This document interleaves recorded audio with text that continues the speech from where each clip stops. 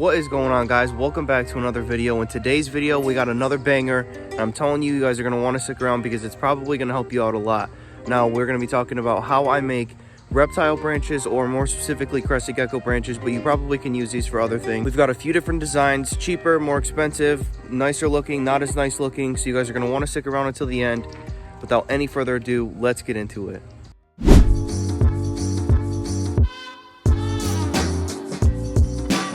All right, so the first thing we have to do is get our supplies, and that's going to be pipe insulators. That's going to be the first part. Now there's three different sizes. You've got your 1/2 inch, 3/4 inch, and then 1 inch. Honestly, these work very, very well. You could also get pool noodles, but since we're here, we'll get these. The 1 inch ones are about yay big. Those are, like I said, the 1 inch ones. And then you've got your 3/4 inch hole, or well, I guess width right there. And then you have your 1/2 inch right there. Now for the 1/2 inch, it's going to be $2.59 per piece. For the 3/4 inch, it's going to be $2.79, and then for the 1 inch, it's going to be $3.59 a piece. Now the next thing you can get is PVC pipe. Now this is going to be a different style. It's going to be PVC pipe and suction cups, which I'll show you guys in a little bit, obviously. But I usually go with the 1/2 inch. Honestly, I would recommend potentially going up to the bigger size, like the 3/4 inch or the 1 inch of the PVC. But you know, that's kind of up to you. Alright guys, let's start with the easiest one first, and that is going to be either the pool noodles or your pipe insulator. Now the sizes that I would recommend are the 1/2 inch, the 3/4 inch, or the 1 inch. They're a little bit, you can see the size difference right there. Oh, it's kind of hard to see on camera, I guess, but there's a noticeable size difference between the three. It's kind of hard to see on camera, I guess, but I would say if you have a really big female or really big male, I would go with the 1 inch. I would say for like juveniles or whatever, you could get away with the 1/2 inch, and then the 3/4 inch would be just regular adults. Honestly, I would probably just stick with the 1 inch because I think that for adults it's just way better. This one is the easiest one, so that's why we're doing this first. It's literally, you literally just take whatever size piece you do, put it in your tank, just measure the length. I just eyeball it, and then I cut a little bit past where it needs to be.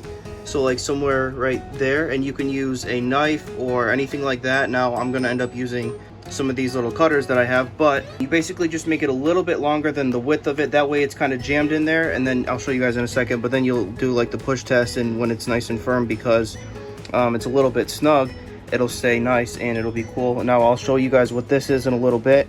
I love these, but like I said, we'll talk about that later. Now this is a PVC cutter. It's a really easy, simple tool. You basically, it clips down here, you pop that off, and then when you open it up, this little blade will make a little pop noise and open up. Now then, when you have your PVC, or you know, your piece of this stuff, you can kind of just wedge it down in there and then start cutting. Now the 1 inch one is definitely going to be harder to cut with this, but I'm just showing you guys an example, just cutting a little piece off.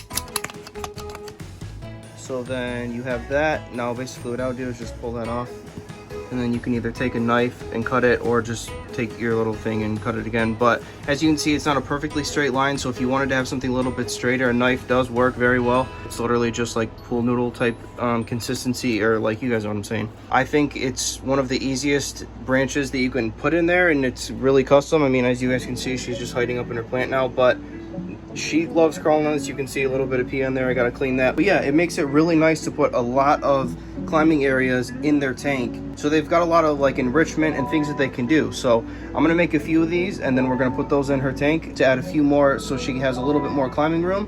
And then I'll show you guys how to do the PVC.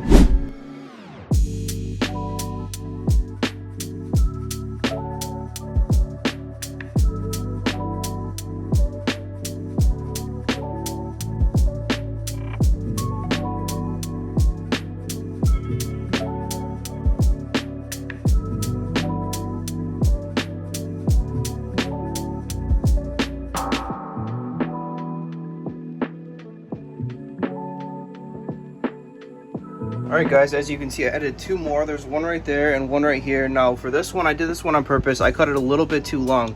I don't know if you guys can see, but it's a little bit bent. You want to ideally make this a little bit shorter. It is still pretty firm, so this one's alright. It's not super bendy, but sometimes if you cut them too long, they'll be really bent, and that's your cue to take a little bit off one of the sides, and then it should be better. Yeah, I mean, you guys can see the whole tank. It works pretty well. I took one of her plants out just so it's easier to see her tank. I'll put that back in. Usually I do two huge plants, one plant here and then one like either in the corner. Well, not this corner because it's her main climbing spot, but one in that corner or another one over here in this corner, and have, you know, half the tank be planted, half, or not planted, you guys know what I'm saying though. But yeah, guys, like I said, it's very important to do the push test, because if you go to push on these and they just fall right down, that's not going to be good, because your geckos will jump on them, and then if they jump on them and then they, you know, fall, that's not going to be good. So it's important to do the push test. These are really cheap, so it's really not that big of a deal, especially like I have a lot of crested geckos, so I can go through quite a few of these 10-foot long pipes, but you guys probably won't go through as much as I will. And even if you buy one or two of them, which is going to be like under $10 for you guys, it should be more than enough for one tank. You should, I mean, ideally get quite a few tanks worth out of multiple pieces, or at least one tank's worth at least out of one piece. So that's a good idea. Let's move on to the PVC now, because that one's a little bit more difficult, but when you have a tool like this and then just a drill, super easy, and we'll show you guys that next. Now, you guys know I have a bunch of geckos, and if I wanted to do this on a relatively cheap way, or the first way I started, I guess, is by using PVC and suction cups. Now, it works very well. Basically, I just bought a bunch of suction cups from Amazon and got literally so many. So I have this old container right here that I just use for suction cups, and then I just buy the 1/2-inch PVC. Now, honestly, if you got a little bit bigger, it'd probably be a little bit better, because it's kind of hard for them to grip. I don't know if you guys can see the size comparison. Well, it kind of looks off right now, but it's a relatively small pipe, so I would say, I guess, maybe go up a little bit of a size. I don't know. I'm still kind of playing with it. I think I kind of like the pool noodles better, to be honest, because they're really easy to clean, super easy to do, and, you know, just less work overall. I just feel like it's a lot better, but this does work too, and these are pretty reliable. I think they'll last a little bit longer, so that's kind of the benefit of doing the PVC versus the pool noodles. So yeah, basically what I do is I'll take my long piece of PVC and I'll cut it, but it kind of depends on how you want your tank set up. Now, pay attention to this real quick. You can end up doing it just the same way you do the pool noodles, where it's just straight across, and then you're gonna wanna cut it a little bit shorter than the actual length of your tank. So instead of a little bit longer, you would cut it a little bit shorter if you want them to go straight across. Now, if you want diagonal, so if you want like one like this and one like this, where it kind of makes like an X in the tank, you're going to want to go for a little bit longer than what the tank actually is, like the width of the actual tank, because look at that. If you were to stick a suction cup on each end, that's not going to stick to anything. It would barely stick like that. So these would be, you know, if we did two like that, basically barely diagonal. So if you do end up wanting to do a diagonal, which I think looks kind of cool, if you do it like this, and then like this, I think it gives the geckos quite a bit of room to climb. And then if you add another one of these trees, which, like I said, we'll talk about that in a little bit, I think you'd have a pretty full tank. Now, a lot of people don't provide this much enrichment or climbing in their tanks. I think it's important. Now, I don't have the tallest tank, so I like to fill my tanks with a lot of things for them to climb, to use their muscles, and just to have enrichment. I mean, they are arboreal species. They are used to climbing or being up in trees, and that's what they need to feel like they're in. So I feel like if you put your plants over, you know, your trees or your branches, they can climb in there and hide in there. A lot of my geckos sleep on the pipe insulators right inside of the plant, so I think that works very well. They also sleep just right on top of their trees or on top of the pipe insulators out there. But all right, let's finally get into this so I can show you guys. So the biggest thing you guys need to realize is if you want your branches like this or like this, and then cut them to size based off that, I would just take your really long piece, eyeball it, and then take your tool and then just cut it. Like I said, this tool is amazing. It works on PVC extremely well. All I would do is take your PVC, your long piece of PVC, mark it where you want it, and then take your cutter and literally just cut away at it. Super, super easy. So then once you have your pieces cut, basically what I do is I'll take my piece of PVC and put it on the ground, and then I'll just take my Sharpie and do a dot right there. I'm gonna come to the other side and do a dot right there, and then you will have a dot here and a dot here, and they should be even, because if you put your, you know, your PVC flat on the ground, do your little dot and then go over, do your little dot, they should be technically on the same exact plane, so they should be level and even. You don't really have to worry about trying to figure out, oh, if I put a spot here, I've got to go like straight down here. It's just easier. Set it on the ground, do your dot, boom, then you're done. Now, before you have your holes drilled to where you can put your suction cups in there and then actually hang it in your tank, what you need to do is get a drill bit and get your drill and figure out what size bit you need in order to make a hole for your suction cups to go into. Now, I went with one that was significantly larger than how big this is. Now you guys can see this is the one I use, and that's significantly larger. Honestly, this one probably would have been fine because as you guys can see, it's much bigger than the circumference of this. So as you guys can see, obviously if you made a hole this big, this would fit into it. I just went the easier route of this. It's a little bit bigger, why not, I figured, so that's what I did. So basically, you just take your little dots, set it straight down on the ground, take your drill, and just drill a little hole in there. Careful not to push through too much, because if you go through obviously the first layer, you'll go through the second one too. And then after that, I basically just go into my bathtub, wash these off to make sure that any of the little, you know, plastic pieces or anything from drilling are off or from cutting. And then I use some Dawn dish soap to clean it from the sore, because I don't really know what was on this or who touched it. I don't want it to be toxic to the animals, so I basically will go and wash it. And then once you do that, you can go and put it in your tank. Now, I'm just gonna quickly hang it up here just so you guys get an idea, and I do a little push test, but yeah. As you guys can see, I mean, it doesn't look as nice as those, not that these really look nice. I think the black looks a little bit better than these, but whenever you have to clean these, it's really easy. That's why I have so many of these. I basically will just throw my suction cups or PVC into a bucket, and then I'll just grab my extras and then replace it. That way, when I go to wash stuff, I can just wash all of the PVC and all of the suction cups at one time instead of trying to wash each individual tank's contents, because I don't have a ton of time to do YouTube and the breeding, because it's just mostly taking care of the animals the whole time. So it's hard to find that time to actually have time to clean and to actually take care of the animals and then do YouTube on top of that. All right, guys, real quick, I want to interrupt the video, not for a sponsorship, not for anything like that, but just to say thank you. I'm this close to getting monetized, so I'm this close to making money from YouTube, and I literally cannot wait, because it'll be nice to actually make, well, not really make money, it'll just be paying for the animals or paying for, you know, their care, but making money from YouTube, because I've just been doing it for free the whole time, basically. So anyway, thank you guys. I cannot thank you enough for watching my videos. I appreciate the support and the love, all the likes, all the shares, all the comments. I really do appreciate it. It helps the channel a ton, helps me a ton. Doing this full time, and like I said, not making any money, so it's going to be nice to actually start making money. So I appreciate you guys, and I cannot thank you enough. I'm not gonna, you know, delay the video any longer, but I did want to say I am very thankful for you guys. I couldn't do it without you. Thank you, and we're going to keep on rolling in the video. Alright guys, now I'm sure this is something that you guys have seen before, but I just wanted to mention it. If you don't like the look of this and you want to make it, oh, see, I just knocked it over.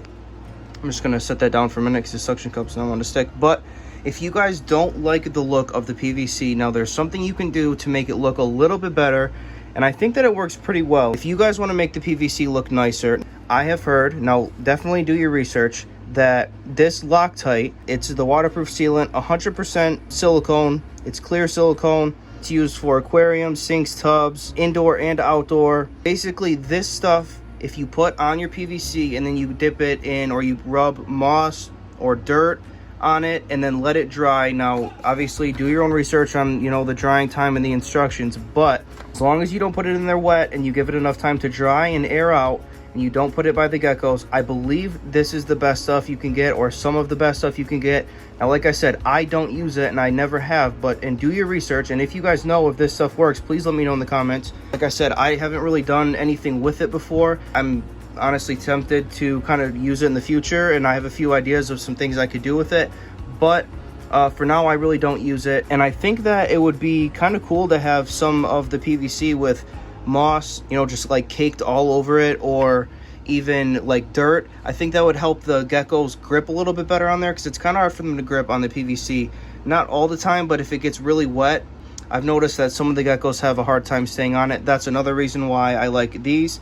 I mean, that's what I would do. Honestly, you guys, if you're wanting my opinion on what I think you should get, the easiest, best thing you should do is those. I used to think it was these because I thought I was genius for coming up with the idea, but it's not. Don't try to reinvent the wheel like me and make the PVC. I mean, you could, and it does look cool, but these are so easy, honestly. I mean, it's just so easy. But if you guys know anything about this, please let me know in the comments. I would be interested to hear other people's experiences with it, or what you use in your tanks. That would help me out a lot, because I would like to figure out how to add something to the PVC, whether that's moss or dirt. Probably not dirt, because I feel like dirt would just make the paper towels look really nasty and messy, but I feel like the moss would give them a little bit of like a grippy, you know, surface.